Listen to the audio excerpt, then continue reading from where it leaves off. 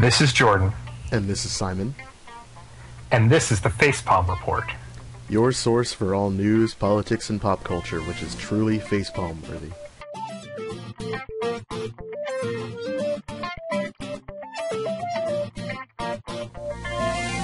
Well, podcast world, we got another episode for you this week.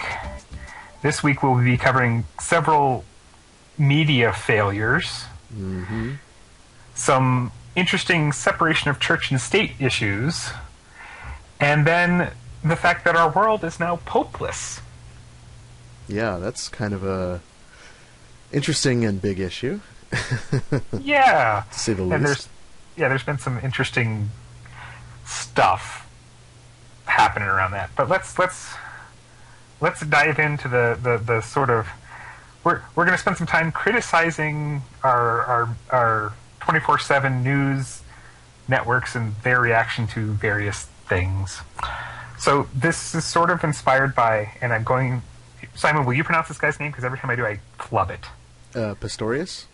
Pistorius, yes. Oscar Pistorius. He was a Olympic track guy. He was, his story, people found it kind of inspiring. He was a double amputee, and he had those, like, prosthetic running legs, and they called him the Blade Runner, and it was, a big story. Well, then now he has allegedly shot his girlfriend, Reva Steenkamp, and people are doing what they do every time we have a sports person, any athlete, do anything that's not awesome. People are shocked. Yeah, there's this idea that every, I don't know, celebrities in general are above mere mortals, like anyone who's in politics or anyone who's in pop culture or the music industry are a cut above the rest of humanity, and it's usually not true. But especially with I think we've become jaded to our film and TV stars. Certainly, there may have been a time where there was a lot more respect and starstruck, to use a turn of phrase, attitudes towards those people. But athletes really seem to be the last bastion of this idea of purity, purely because of the demanding nature of athletics, where you have to have a lot of intense training and discipline, physical fitness, and the idea that athletes don't cheat to win. They can't take shortcuts necessarily. And then, of course, people prove us wrong by taking drugs and doing all these other things. Like Lance Armstrong. Yeah. Okay. Doping for winning the Tour de France, less egregious than murdering someone. So we're going to set that Absolutely. But this idea that people were shocked and appalled to hear about this. And I think part of the reason why, most people who sort of saw that everyone else around him was doping, it's like, okay, if you're the only one not doping, everyone else who's in their peak physical condition and as well as doping, and you're beating them all, but you're saying you're not doping, that seems fishy. But the idea that, I think part of it with his story was like, well, he beat cancer, so people, again, like with this guy who is the double amputee, like they want that inspiring story to be true so much that they're willing to ignore any evidence to the contrary, because it's nice to have those inspiring stories, but the idea that our sports people are these heroes, part of it has to do with the fact that we have when it comes to sports journalism, that's what's known as access journalism. It's not investigative journalism where you're trying to dig up the story.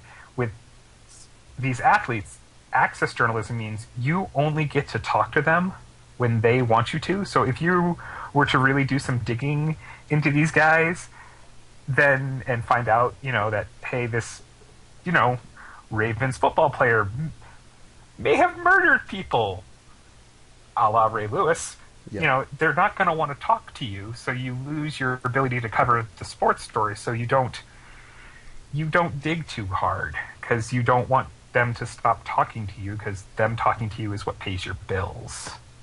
Yeah, it's an interesting double standard. Um, it's just frustrating that we're so, as a society in general, we're inclined to hero worship to the point of excusing anything that would sully that person's image.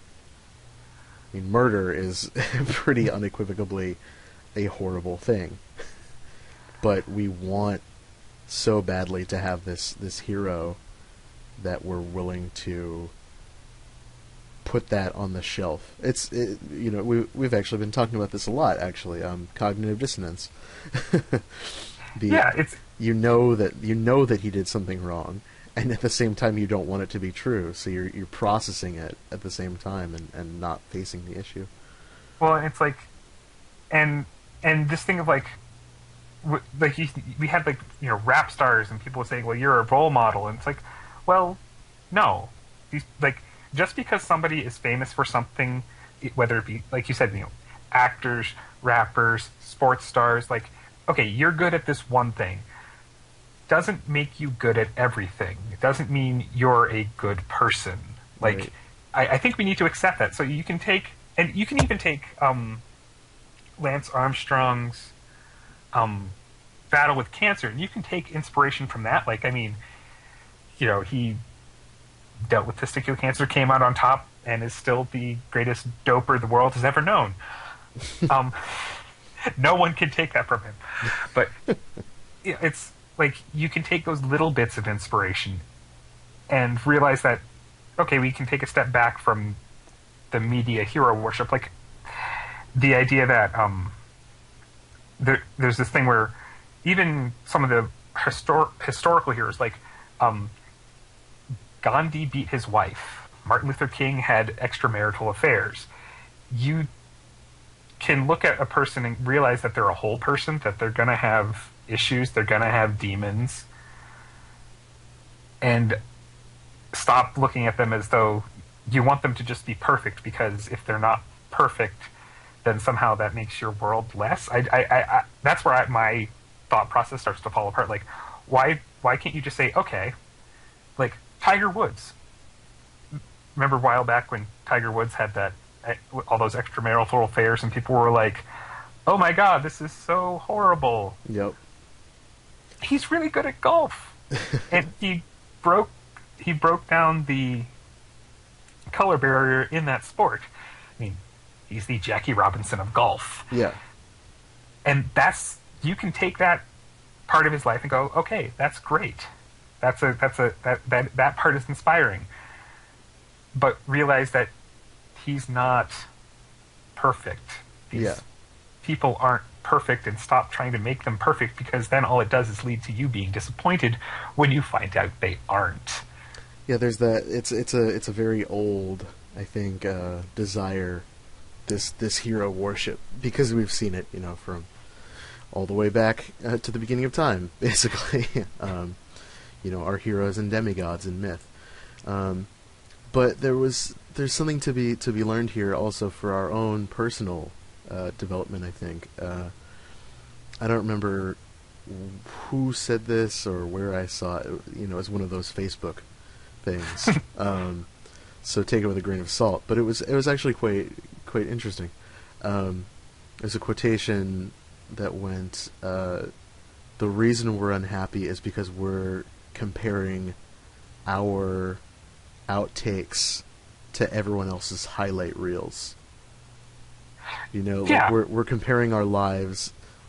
we know all of the details. We know where the bodies are buried in our lives.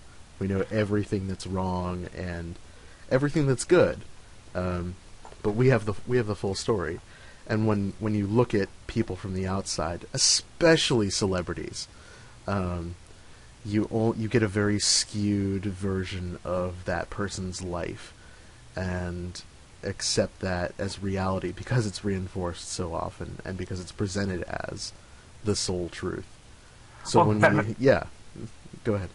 that presentation, that's the thing. It's this media presentation because, and this is where we sort of get into some of the other media failures. It's like this idea that you get this story from the news of, there's this guy and he's awesome. He is just so awesome.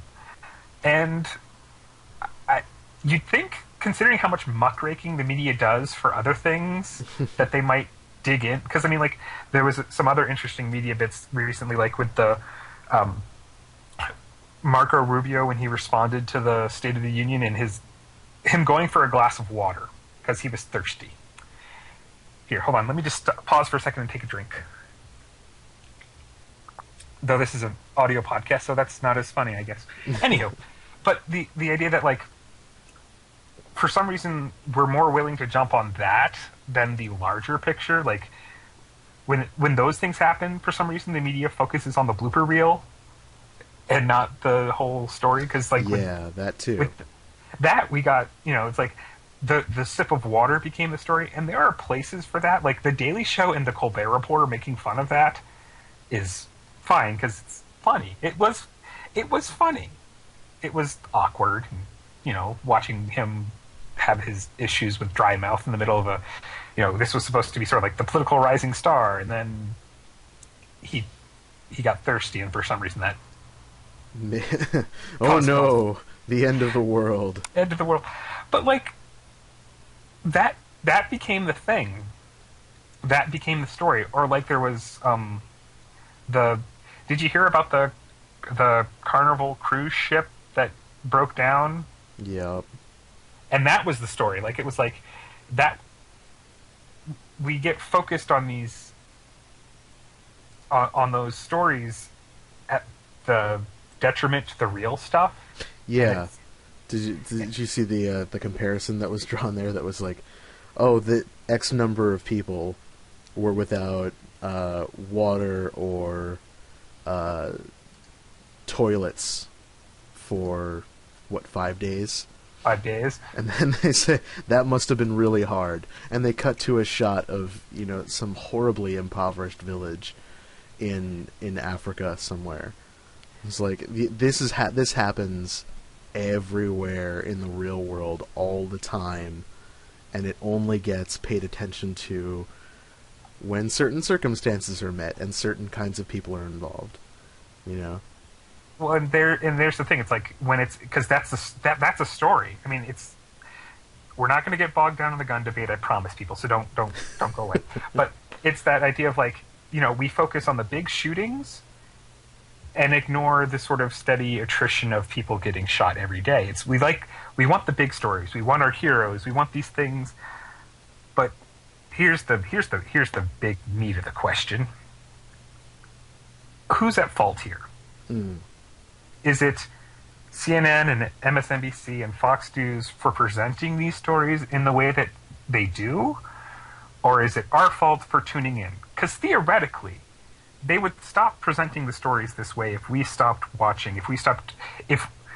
Like, for me, when it came to, like, the Tiger Woods thing a while back, I had what I would refer to as an aggressive apathy towards that story. I didn't care, and I didn't care so much that I just kind of got angry that the news seemed to care so much. Didn't we go through the exact same thing with General Petraeus? Yes. I feel like that was the exact same thing. I could not care. I could not bring myself to care about that issue. It's like, yeah, the guy made some bad decisions, and this lady that he's seeing might be crazy. Okay. But, so what? Yeah, but we focus on these things. But so then it's like, okay, we turn off. But are there enough people still tuning in that this is the story, or is it the fact that it's the story, so we're tuning in? Chicken and the egg. What comes first? Is it our engagement in the media, or the fact that this is what they presented to us? Do they set, like, the sort of media gets some responsibility for setting the story? Like, they get to set the narrative. They get to decide what they're going to cover. And do they have some responsibility to perhaps raise the level of dialogue?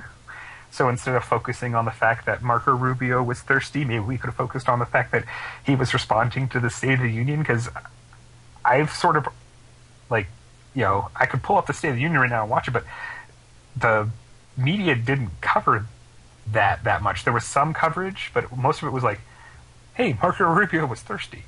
Or, David Petraeus had an affair, which didn't necessarily mean he made any poor decisions militarily. Like, they didn't focus on his military stuff. It was right. He wasn't leaking state secrets.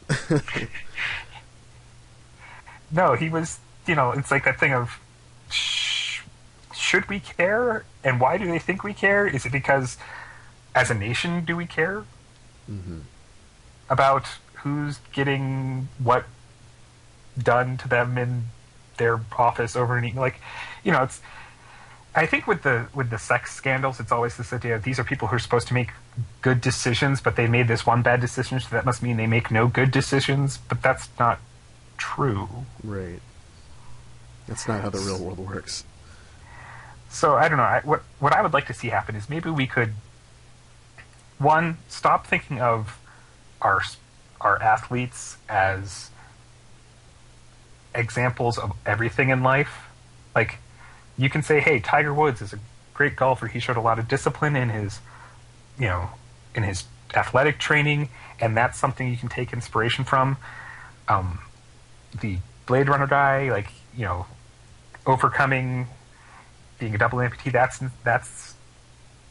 an inspiring story. But don't take that to mean that these people are always good. And then can we maybe not focus on the silly little things? Like,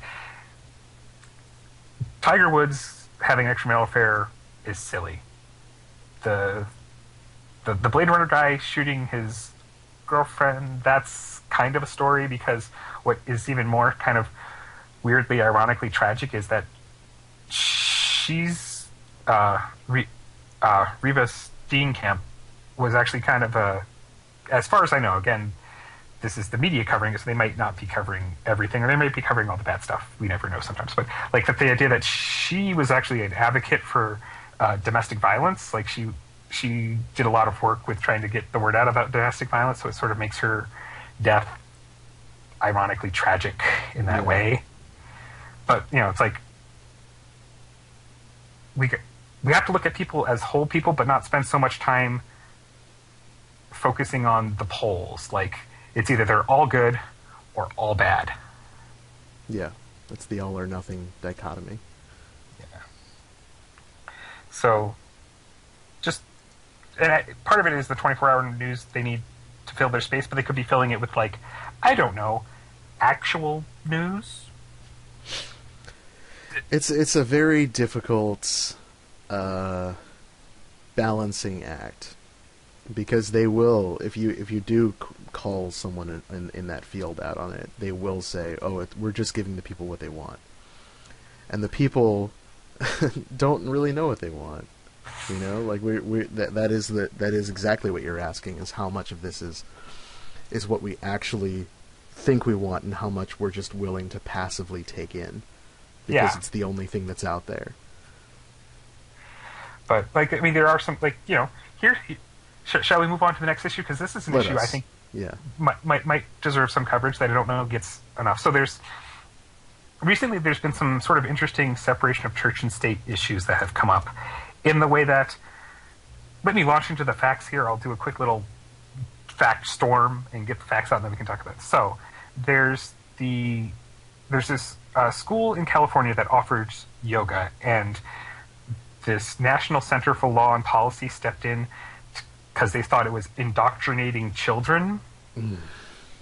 And then there's a church, the National Cathedral in Washington, D.C., got some tax money to do some repairs because they considered themselves an historic building. And people objected to that because, it's tax money going to a still active house of worship. And then this group stepped in saying, you can't, this is Ralph Reed, who used to run Pat Robertson's Christian Coalition through the 90s and sort of has this history of trying to like get funding into like charter schools, over religious charter schools, raised the church and state objection because this church will now be performing same-sex marriages. And then there's this whole, small bit of legislation. I tried to leave that behind in the last episode, but this one, only going to touch on this one.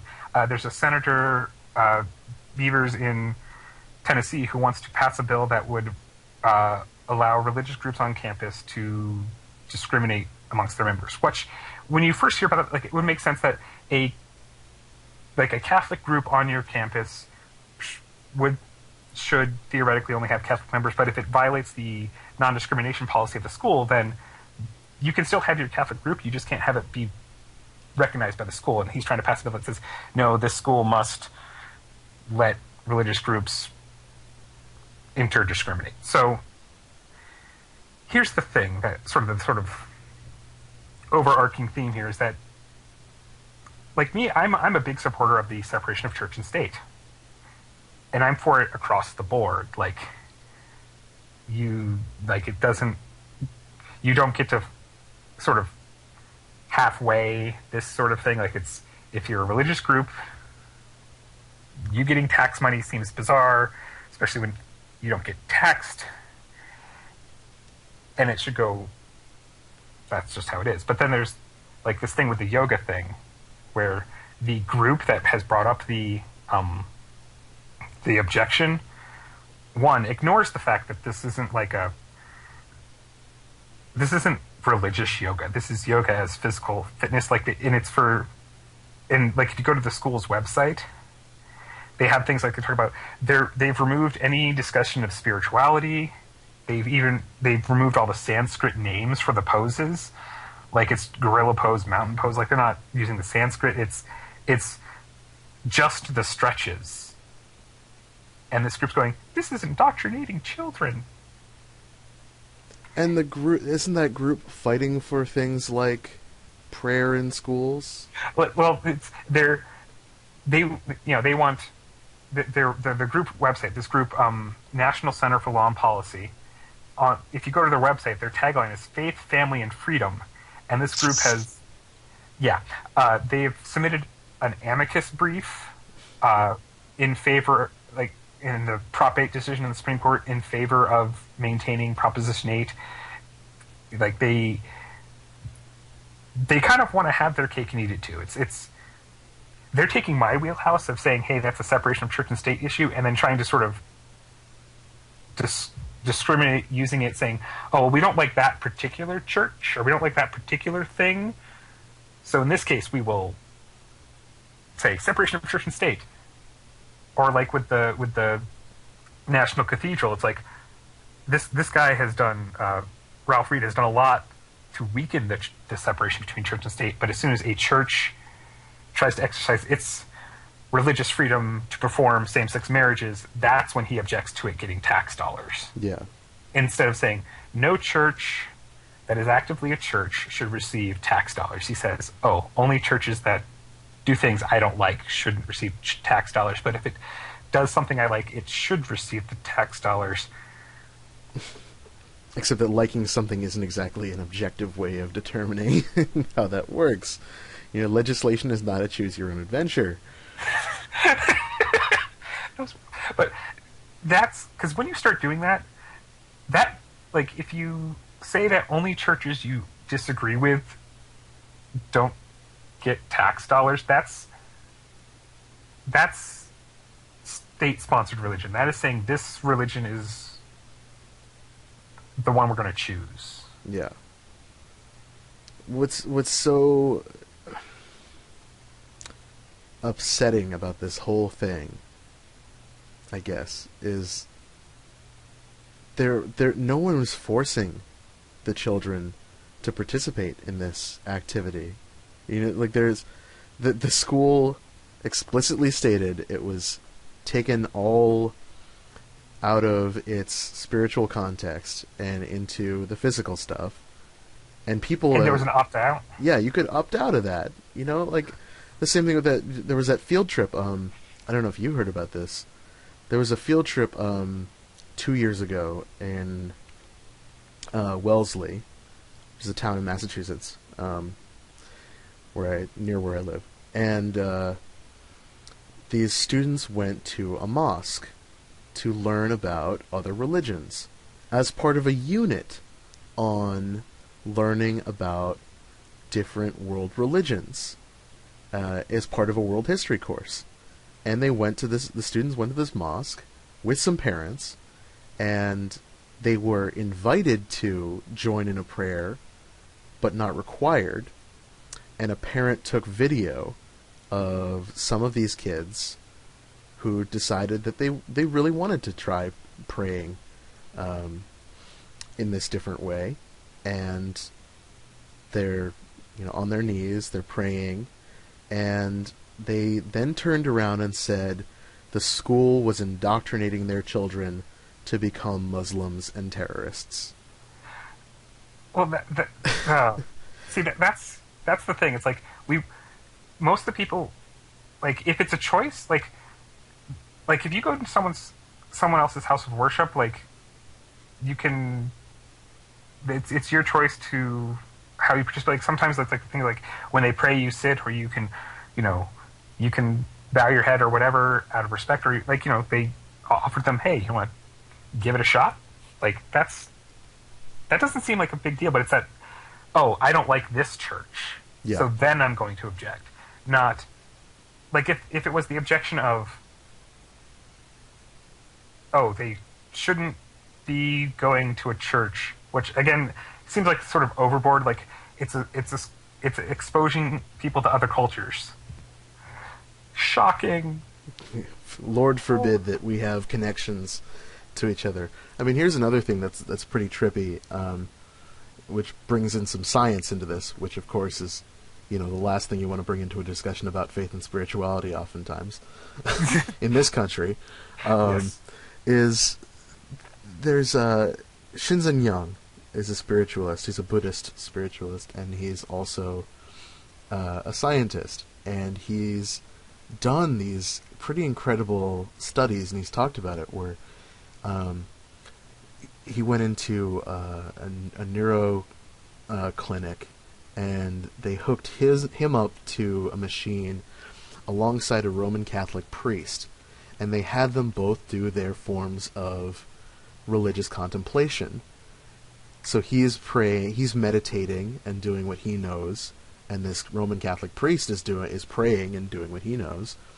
And they monitored the brain scans, and they were exactly the same. Yeah, they were activating state. the same parts of the brain. And this idea of meditation is in just about every culture. Like in Judaism, it's in Judaism, it's in Islam, it's in Christianity, even though they don't really call it prayer. I mean, meditation. It's just so trippy to think that these basic concepts exist in other cultures in basically the same format. We're just calling it something different. Yeah. And yet, because it's from a different culture that we don't necessarily understand, we're terrified by it. Like, when did yoga, when did India become get put on the watch list, for the axis of evil? And what's yoga teaching our kids that is going to help them take over the world or pollute their minds? Well, it's that, I think that's interesting that you bring up that science, because it's that spiritual state. Because at the end of any yoga class, usually there's that moment of silence. You just lay down and sort of just relax. And even though in this class they're not calling it meditation, like, it's or they're not even doing meditation, but it's that moment of silence, like that, just, concentrate on your breathing, that sort of stuff.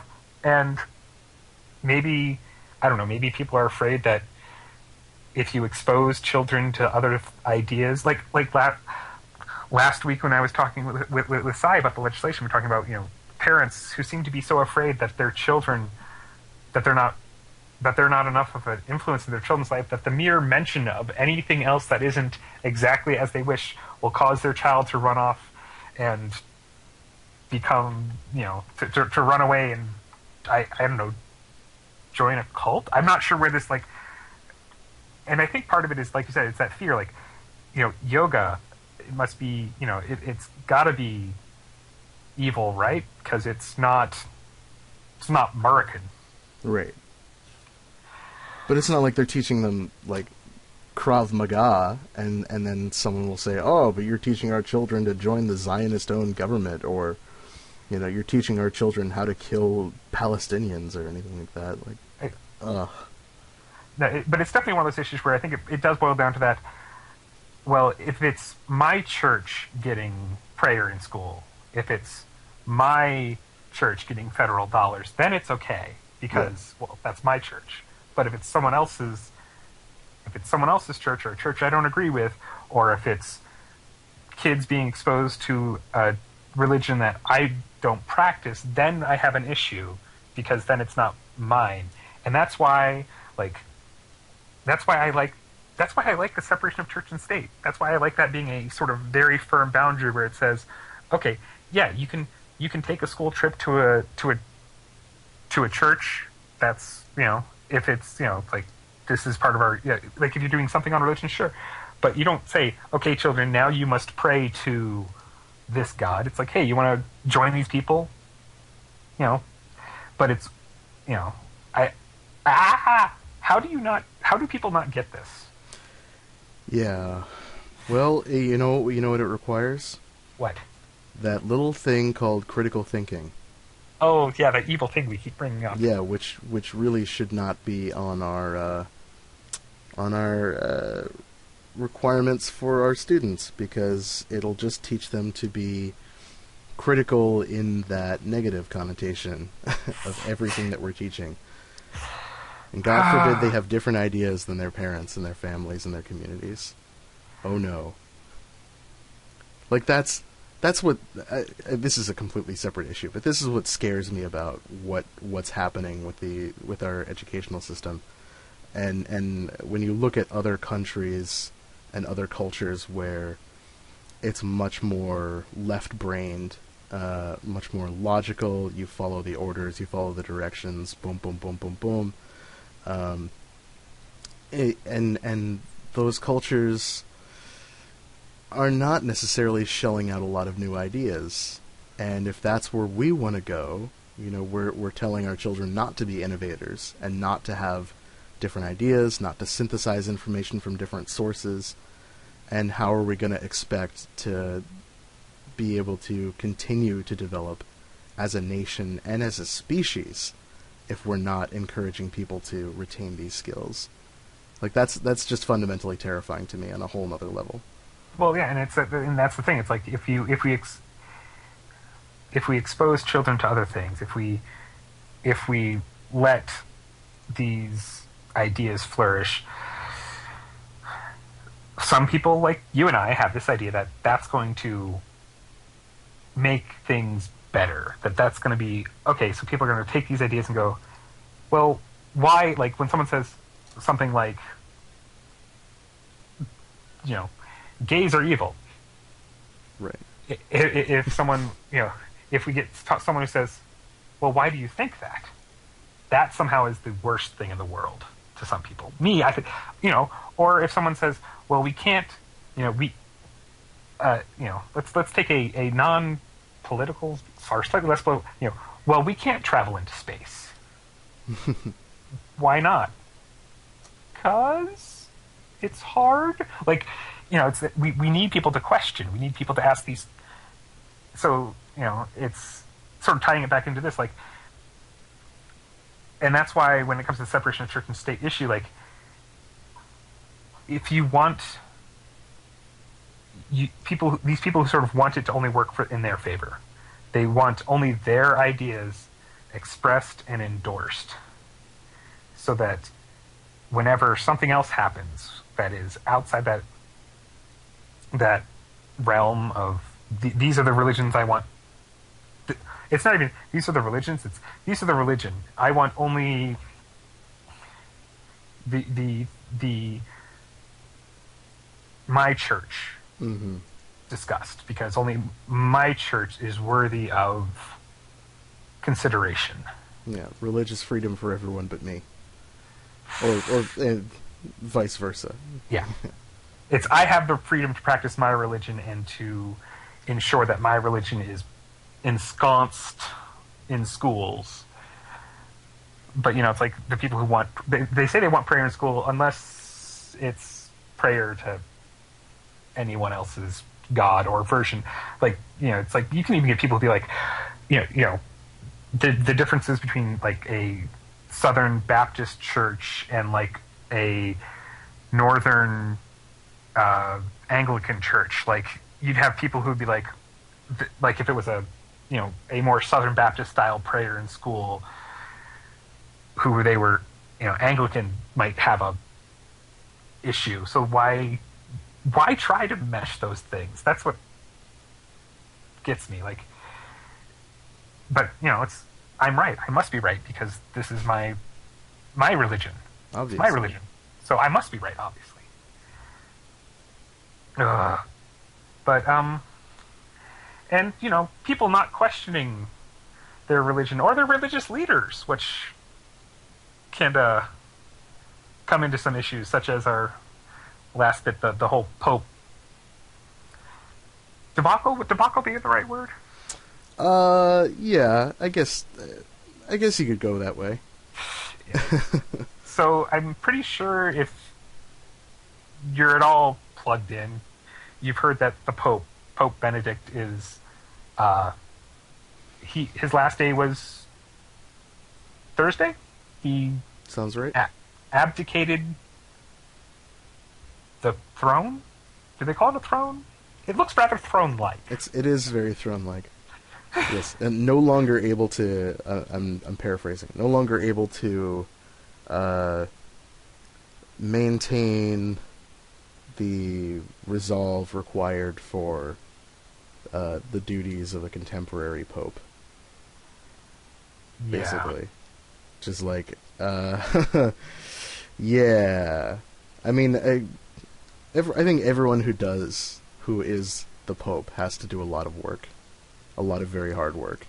But I think our most recent pope realized rather keenly that the Catholic Church right now is in a bind, and they really need some more energy, and they need someone who can really, frankly, take the constant beating that it's getting. Because there was that period up to his abdication for a couple months where the church would put out a statement like we're fighting very, very hard against all of these sexual abuse scandals, and then there would be this mountain just of reports coming in, this massive influx, or we're doing this, and then someone would say something to contradict it. So, well, I would be somewhat harsher in thinking that he was getting advanced in age, and it was becoming harder and harder for him to keep track of which pedophile priests they had shell gamed into another congregation, because it's hard to keep track of all that. I don't think I could. It's because right now the thing of it is that they kept saying that, we will deal with this issue. This is a big issue, but they wouldn't change how they were operating. They would just keep, like, when someone would be accused, they would do all they could to protect them from secular courts, and then say, we're going to deal with this. Like, a while ago, it was back in 2011, they did this, like, they were going to spend a lot of money and do this study to figure out what was causing it. And their conclusion was, it was the 60s, man. No, basically, this is what they said. They basically said that it was because of the moral relativism of the 60s that these priests were trained in, that they came into the church and then they didn't understand the moral guides, and except a lot of the priests that were getting caught abusing children were trained in, like, the 40s and 50s. Yeah, and not to mention that, but, like, doesn't that also, turn the blame right back on the church, because the church was supposed to be teaching them everything that was antithetical to these supposedly hedonistic and immoral ways of thinking. Well, it's like, well, and I think part of the problem is, like, I mean, you even had it was a while ago. There was that Father Benedict Groscho, I think. Oh yeah, here it is. He said, this is a quote: "People have this picture in their minds of a person playing to a psychopath, but that's not the case. Suppose you have a man having a nervous breakdown and a youngster comes after him. A lot of these cases, the youngster, 14, 16, 18, is the seducer. Like, right. I've heard that before. Yeah, you have these people within the church who are going, oh, it's not our church's problem, because, well, it goes to that idea of critical thinking. You have this idea of papal infallibility. The Pope can't make mistakes because he's a direct agent of God. Yeah. And I think this is a rough time for Catholics, like, especially, like, I mean, you have the Pope defending these guys in really kind of icky ways. Like, so you have to either do one of two things. You either have to realize that the church has this problem. Hint, this would be what I would call the correct way of thinking. Or you have to decide that, yes, it's the children's fault, or the children's are all lying, or this is you have to either say the church has made a mistake, or you have to start apologizing for the church. And when you go into that sort of apologist category, that's when I start to have issues. Like, when you start doing the victim blaming or denying it entirely. How do you do that? It's tough. I think it's because you don't. Yeah, it's the fear of admitting that these people that you've been trained to, you've grown accustomed to trusting, can't be trusted, or might God forbid lie. So I feel like we this is actually quite similar to our discussion about athletes, in a way. Like, this idea that we want so desperately that for these individuals to be safe guides and spiritual guides and resources, that we don't want to admit that they are fallible or are doing some despicable things to our fellow human beings. And especially with the Pope, like, you can't call the Pope on any of this stuff, because that it implies that God is wrong, that God is fallible. Which is, I mean, when you take that issue on, I mean, that's crisis of faith doesn't cut it. Well, like, and see, here's the thing. Okay, so were I the Pope, and,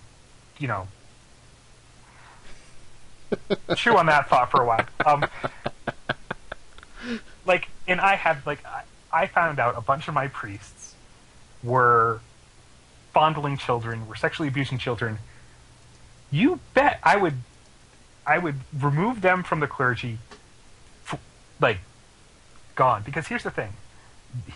What happens. So right now, if you're going to a Catholic church for confession, you don't know if the guy you are confessing your sins to has been spending his weekends fondling choir boys. Like, having that, like, if you want to prevent people from doubting your institution, like, picture this for a minute.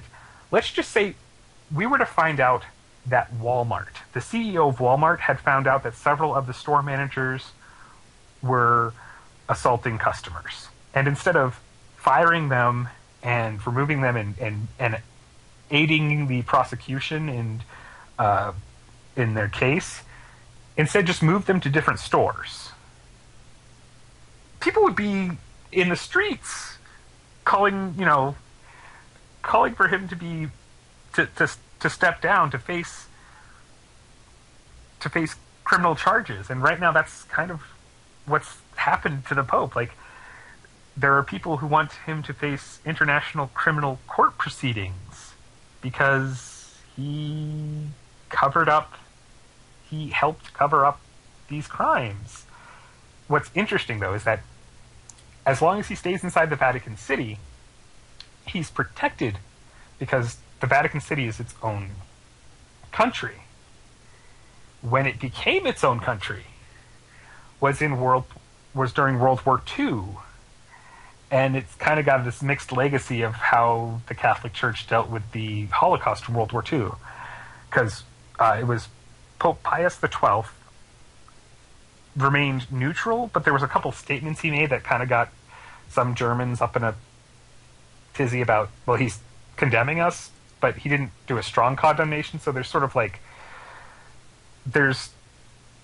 bit of a mixed legacy with him on how he handled the Holocaust. But it's this idea that by sort of remaining neutral during this one massive atrocity, the Vatican is able to protect this Pope from dealing with this other atrocity that's been going on in the Catholic Church, where they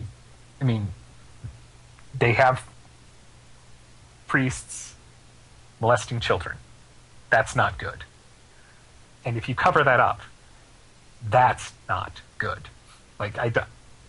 How do people not get that? Especially people who are supposed to be your moral guides. Yeah. Or people who believe that anyone else who does this is evil. And it's you've got a guy who dresses in Gucci shoes telling us that the homosexual plague is the big thing right now. What I found great was there was the bunch of nuns in America who said, the Pope was like, hey, you guys aren't focusing enough on the same-sex marriage thing, and they're like, yeah, we're going to stick with the feeding the poor thing. We're going to focus on that. And it was sort of, they politely gave the Pope the finger. It wasn't, they're nuns, so they're not going to be flipping them off, but they're sort of, the way they said it was yeah, we're gonna work on the whole feeding the poor thing. That's what we're gonna do. Yeah, pick our priorities. But so there are some people who have sort of had hope that with the new Pope things will be different. I don't know about that. I'm not expecting this to be a big change for the church, unfortunately. Well, it seems to me that there's only so much that one man can do. In as much as the office of the Pope is really one man, and not God whispering into your ear, which has always been a little confusing. I mean, I get it, but there's no way that just because we put a new pope into power, that everything is going to change, because so many of the issues that are plaguing the Catholic Church right now are so deeply ingrained that they require decades of active change and active. You have to really stay addressing them constantly. You can't just say, we'll look into it. You have to stay focused on it. Well, I don't given that their last time they said we'll look into it was blame the 60s. I don't know. I do not think that the Catholic Church is properly equipped to deal with this issue. Right. It needs a paradigm shift.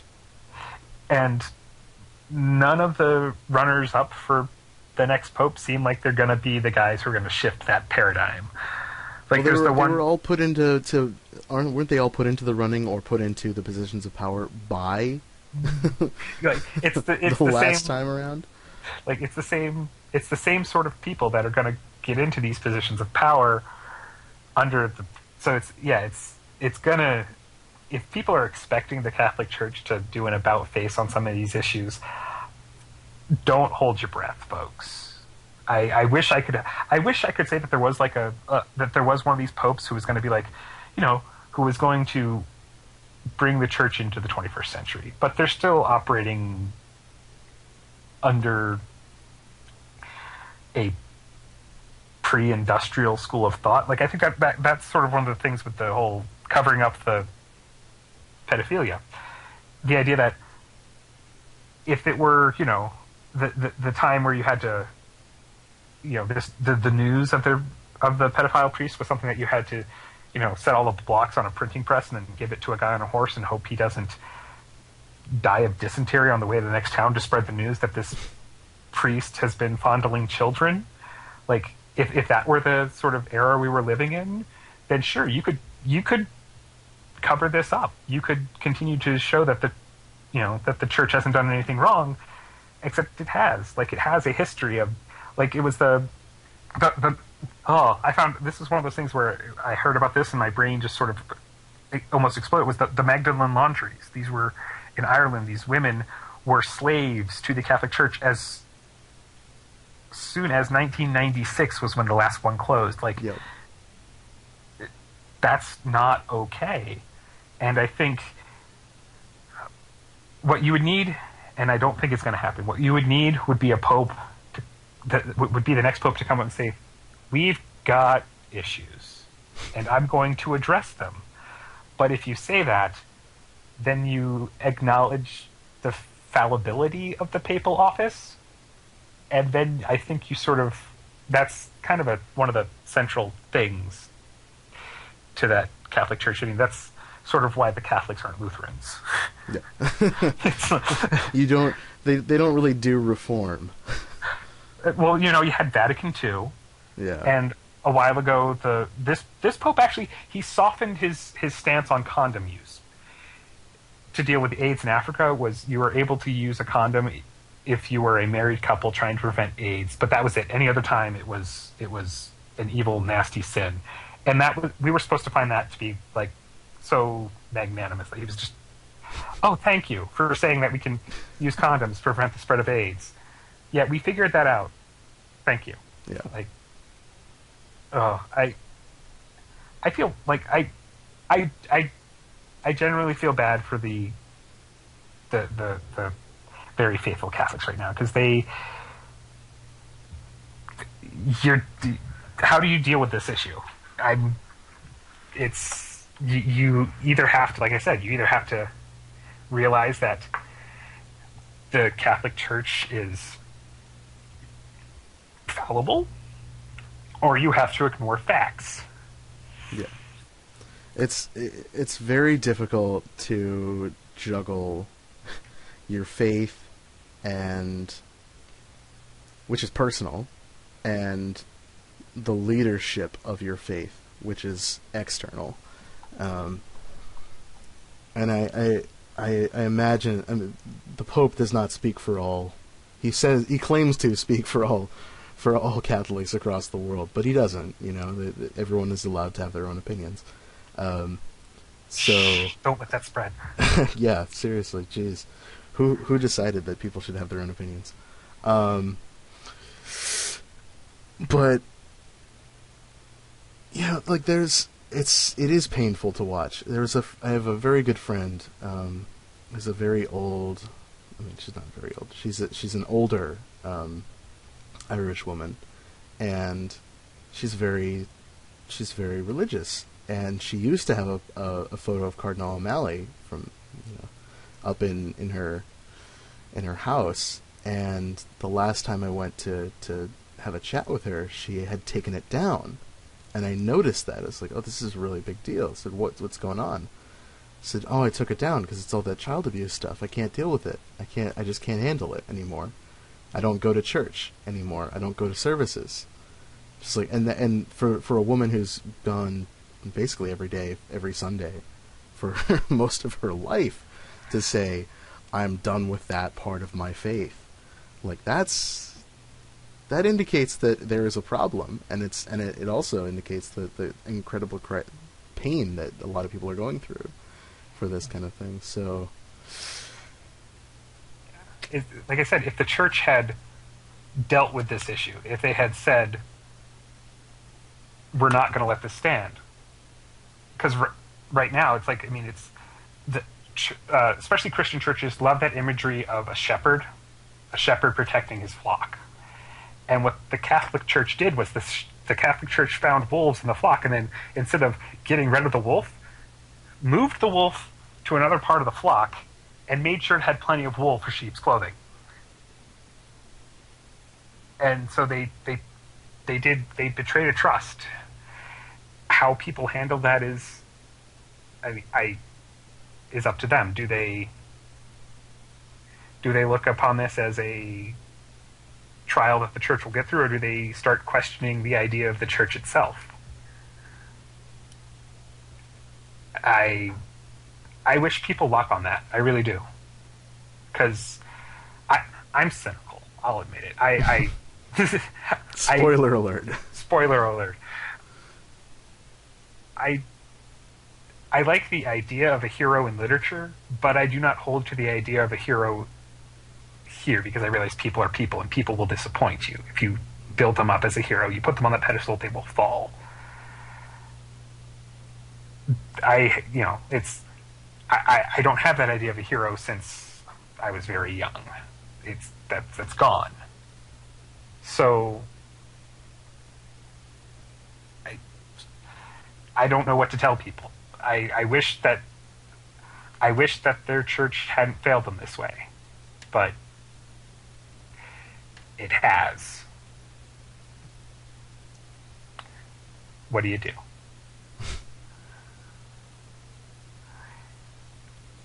So, I don't know. I hope people, make it through this psychologically okay. But just, I think, like your friend there, accepting that, yeah, the church has a deep-seated problem. Yeah. That's the thing that's going to make them change. Yeah. If you continue to not question them, not try to hold them accountable, then they're not going to stop doing what they're doing, because there's no reason to. So, while it's tough for people to do that, I think that's the best response. If they if they see drastic numbers, a drastic drop, then they might go, huh. They might say that it's the 60s or something, but... Mm-hmm. But even taking on the attitude of those nuns that you mentioned, like, you can maintain your faith and still have serious issues with the way that it's being run administratively. Keep if you're having frustrations with this kind of stuff, you can focus on the people who are doing amazing things within the confines of their faith and against many of the strictures. The people who are advocating for GLBTQ rights in their places of worship, that all of that stuff is incredibly inspiring, and is proof that not everyone who thinks that that God is a part of their lives is a bad person. Which that's a whole nother Facepalm report. Evangelical atheism, but we won't get into that. No, not yet. We might sometime, but yeah. So I think this would be a good point to wrap up. But let me just say again, like, if you're having issues, like, I hope you get through this psychologically okay. It is hard to realize that there are a lot fewer heroes out there, and if you accept that people are people, you can take inspiration from the good parts of someone, the good choices someone's made, and realize that they'll make mistakes. Realize that they can also do awful things. But, quit holding people up as infallible, and I think you'll be better off. Yeah. there are heroes everywhere, and just because they're not wearing the trappings of what you might expect, they still do some pretty amazing things. I think if we all actually really looked at everyone that we know, all of our friends and associates and family members, each one of us has done some pretty impressive things, and if we focused on that more than we focus on our failings, we'd all be a lot better off and a lot happier. So that's my pop psych for the day. Inspiring message from the Facepalm report. Who'd have thought? All right. Well, fare thee well, podcast world. Yeah.